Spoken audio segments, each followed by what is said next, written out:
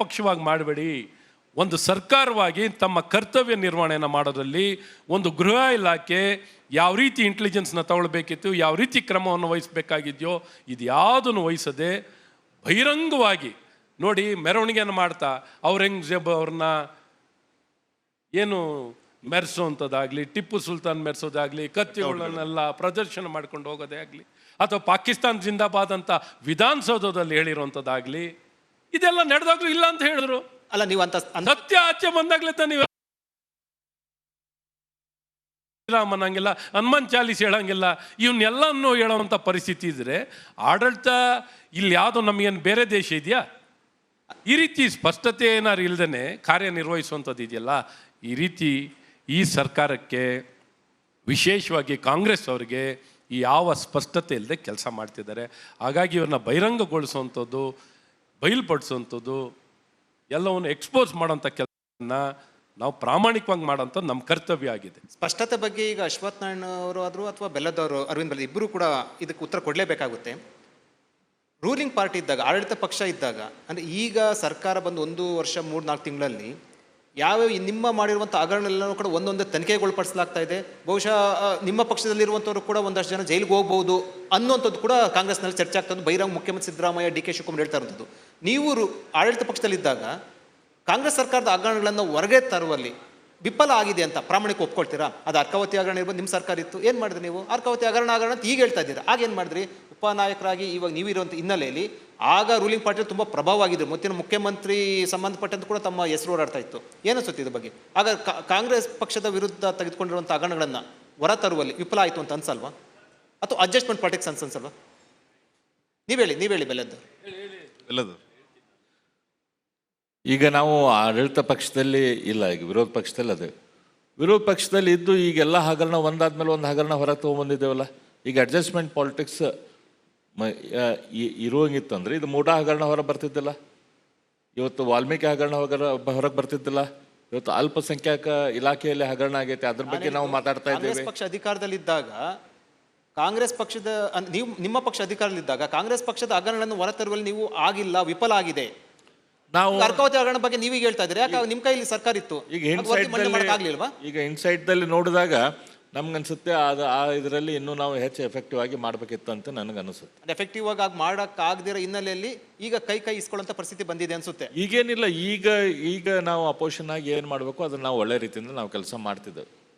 ನೀವೇ ಹೇಳ್ತೀರಾ ಅಶ್ವಥಣ್ಣವ್ರು? ಮುಖ್ಯವಾಗಿ ನಾವು ಕಾಂಗ್ರೆಸ್ ಅವರಂಗೆ ದ್ವೇಷದ ರಾಜಕಾರಣ ಮಾಡೋಂಥವ್ರಲ್ಲ. ಇವತ್ತೊಂದು ಪ್ರತಿಪಕ್ಷವಾಗಿ ಭಾಳ ಪರಿಣಾಮಕಾರಿಯಾಗಿ ಕಾರ್ಯನಿರ್ವಹಿಸ್ತಾ ಇದ್ದೀವಿ. ಆದರೂ ನೀವು ಹೇಳಿದ ಹಾಗೆ ಇವರ ರೀತಿಯಲ್ಲಿ ದ್ವೇಷದ ರಾಜಕಾರಣವನ್ನು ನಾವ್ಯಾಕೆ ಮಾಡಲಿಲ್ಲ ಅಂತ ನೀವು ಕೇಳ್ತಿದ್ದೀರಾ. ಭಾಳ ಒಳ್ಳೆ ಪ್ರಶ್ನೆನೇ ಕೂಡ. ದ್ವೇಷದ ರಾಜಕಾರಣ ಅಲ್ಲ, ಆ ದ್ವೇಷದ ರಾಜಕಾರಣ ಹೊರಗಡೆ ತರುವಲ್ಲಿ ವಿಫಲ ಆಗಿದ್ದೀರಾ ಅಂತ. ವಿಫಲ ಅಂತ ಹೇಳಂಗಿಲ್ಲ. ಇವತ್ತು ಎಲ್ಲೇ ಯಾವುದೇ ಸಂದರ್ಭದಲ್ಲಿ ಡ್ಯೂ ಪ್ರೊಸೆಸ್ ಆಫ್ ಲಾನಲ್ಲಿ ಯಾವುದೇ ಏನೇ ತಪ್ಪು ಒಪ್ಕೊಳ್ಳಿದ್ರು ಇವತ್ತೊಬ್ಬ ಸಾಮಾನ್ಯ ಮೂಢ ವಿಚಾರದಲ್ಲಿ ಯಾರು ಕೈಗೆತ್ಕೊಂಡಿದ್ದು? ಒಬ್ಬರು ಸಿವಿಕ್ ಸೋಷಿಯಲ್ ಆ್ಯಕ್ಟಿವಿಸ್ಟ್ಗಳೇ ಈ ಕೇಸ್ಗಳನ್ನು ತಂದಿದ್ದು. ಒಬ್ಬ ಅಧಿಕಾರಿ ಆತ್ಮಹತ್ಯೆ ಮಾಡ್ಕೊಂಡಿದ್ದ ಕಾರಣ ವಾಲ್ಮೀಕಿ ಆಚೆ ಬಂದಿದ್ದು. ಈ ರೀತಿ ಕ್ವೈಟ್ ನ್ಯಾಚುರಲಾಗಿ ಯಾವುದನ್ನು ಮುಚ್ಚಿಡ್ಲಿಕ್ಕೆ ಯಾವುದೂ ಆಗಲ್ಲ. ಆದರೆ ಅಷ್ಟು ಪ್ರಬಲವಾಗಿ ವೇಗದಲ್ಲಿ ಆದ್ಯತೆಯನ್ನು ಕೊಟ್ಟು ಇಂಥವ್ರಿಗೆ ಕಿರುಕುಳ ಕೊಡಬೇಕು ಅನ್ನೋಂಥ ಟಾರ್ಗೆಟೆಡ್ ಆಗಿ ಮಾಡೋದಕ್ಕೂ ನ್ಯಾಚುರಲ್ ಪ್ರೋಸೆಸ್ನಲ್ಲಿ ಒಂದು ತನಿಖೆ ನಡೆಯೋದಕ್ಕೂ ಬಹಳಷ್ಟು ವ್ಯತ್ಯಾಸ ಇದೆ. ಇವರು ಈ ರೀತಿ ಇವತ್ತು ನೋಡಿ ನಮ್ಮ ಮೇಲೆ ಭ್ರಷ್ಟಾಚಾರದ ಆಪಾದನೆಯನ್ನು ಮಾಡಿಕೊಂಡು ಅಧಿಕಾರಕ್ಕೆ ಬಂದಿದ್ದಾರೆ, ಹೌದಲ್ವಾ?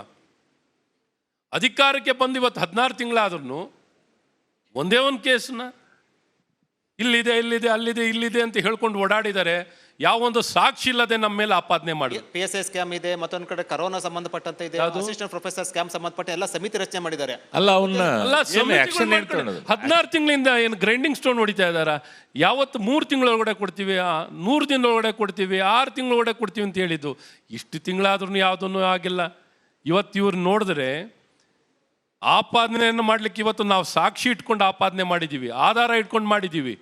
ಅವರು ಯಾವತ್ತು ಯಾವುದೇ ಆಪಾದನೆಯನ್ನು ಮಾಡಬೇಕಾದ್ರೆ ಒಂದೇ ಒಂದು ಸಾಕ್ಷಿ ಇಲ್ಲದೆ, ನೀವು ಹೇಳ್ದ ಕರೆಕ್ಟು, ಅವತ್ತು ನಾವೇನು ಇನ್ನೂ ಬಿಗಿಯಾಗಿ ಅವತ್ತು ಇವರಿಗೆ ಸಾಕ್ಷಿ ಇಲ್ಲದೆ ಆಪಾದನೆಯನ್ನು ಮಾಡಿದಾಗ ಯಾವ ರೀತಿ ಕ್ರಮವನ್ನು ವಹಿಸಬೇಕಾಗಿತ್ತೋ ಅವತ್ತು ಸರಿಯಾದ ಪಾಠವನ್ನು ನಾವು ಕಲಿಸದ ಕಾರಣ ಈ ರೀತಿ ನಿರಾಧಾರವಾಗಿ ಇವತ್ತು ಯಾವ ಸಾಕ್ಷಿ ಇಲ್ಲದೆ ಅಧಿಕಾರಕ್ಕೆ ಬಂದು ಇವತ್ತು ಗೂಬೆಯನ್ನು ಕೂರಿಸಿ ಇವತ್ತು ಅಧಿಕಾರನ ಅನುಭವಿಸ್ತಿದ್ದಾರೆ. ಯಾರ್ ಕಾರಣ? ನೀವು- ಯಾವ ಕಾರಣದಲ್ಲೂ ಅಧಿಕಾರಕ್ಕೆ ಬರ್ತಿರ್ಲಿಲ್ಲ.